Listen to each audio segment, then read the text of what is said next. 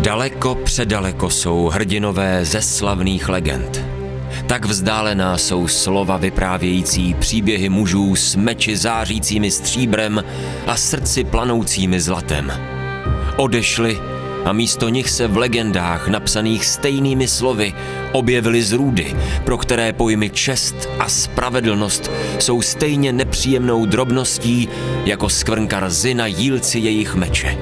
Jak slizká musela být Vahargemova slova, jimiž přesvědčil krále, že to on před 10 lety stanul v nejvyšším patře magické věže Skeldal a tam vybojoval bitvu s démonem.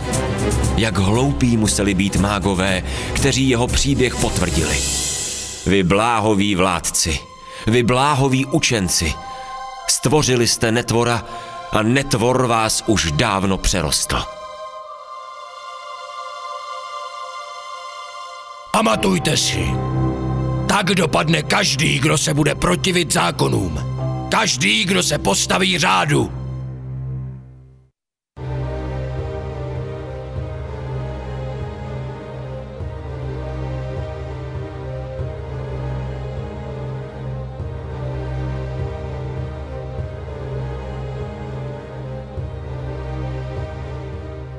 Budu vám vyprávět svůj příběh.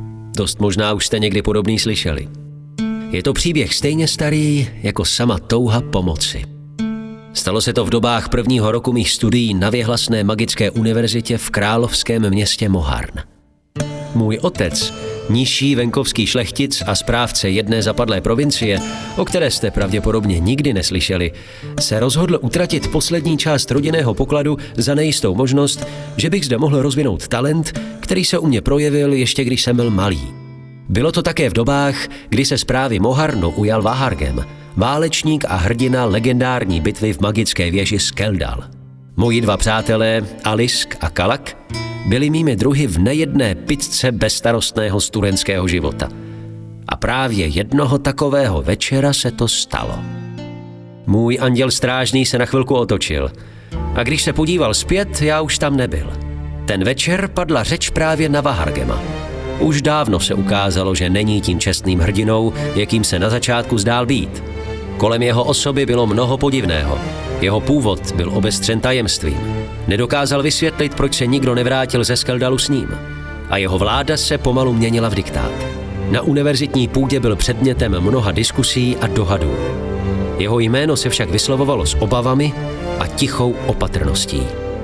I když mi bylo jasné, že Vahargem je Aliskovým vzorem, ostatně jako byl mnoha jiným kadetům vojenské akademie, přesto jsem se neudržel a to, co se na univerzitě jenom nesměle šeptalo, jsem mu tehdy řekl naplno. Došlo ke strašlivé hádce. Spolu s tím, jak argumenty ztrácely na síle, nabývaly na hlasitosti. Ke slovu se dostávaly urážky. A nakonec, vzdor Kalakově upřímné snaze spor uklidnit, došlo na hrozby. Alisk nechtěl nebo nemohl vidět očividné. V tu chvíli mi to ale bylo jedno. Jeho poslední hrozba, tak neurvalá, mě zprutka zdvihla ze židle a donutila odejít. Snad by to tak skončilo. Avšak ještě někdo jiný poslouchal náš hovor. Druhého dne ráno mě čísi ruce na Vahargemův rozkaz vytrhli z mého života a uvrhli do nějakého jiného, naprosto cizího, studeného. Za šíření pomluv, za neúctu k zákonu, za rozvracení řádu, odsuzuje se k doživotnímu vyhnanství na korvy Trikoly.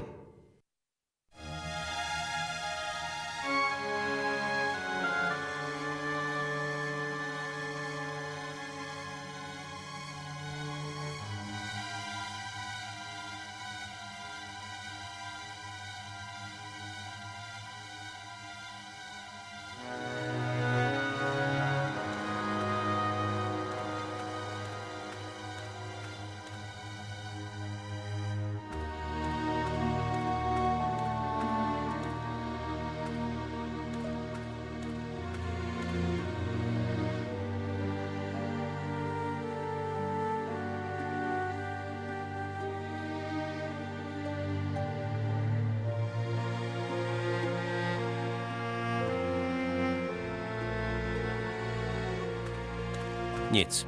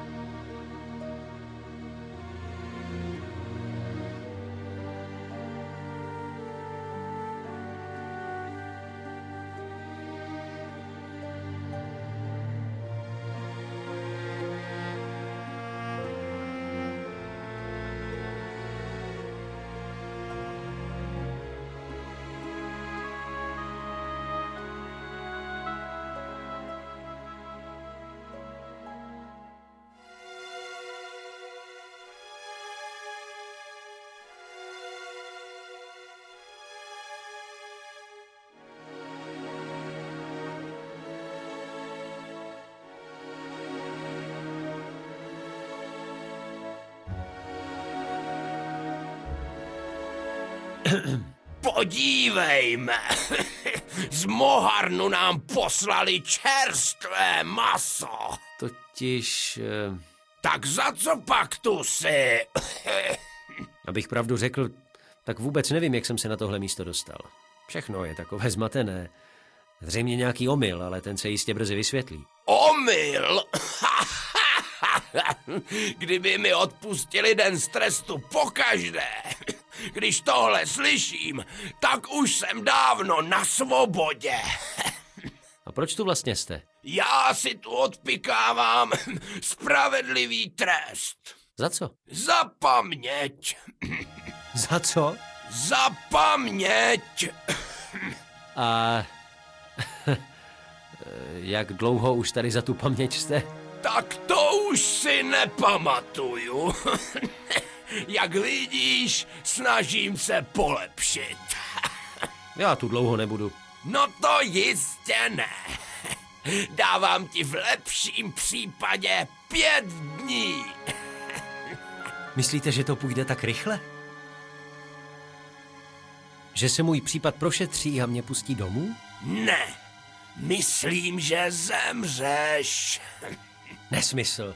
Já se odsud nějak dostanu. Tak z těchhle řečí mě vynech, hochu. Starče, Ano, hochu. proč je tady tak prázdno? Všichni jsou zalezlí ve svých chatrčích a snaží se přežít další den. Ale kde jsou ostatní z našeho baráku? Ti už spí jinde, Kde jinde? většinou na dně. Jak na dně? Aha, chápu. Už se odsud někdy někdo dostal? Já se o takové věci nezajímám, hochu. A tobě to radím také. Od starce už se asi nic nedovím. Těžko říct, jestli se jen se mnou nechce bavit, nebo opravdu nic neví.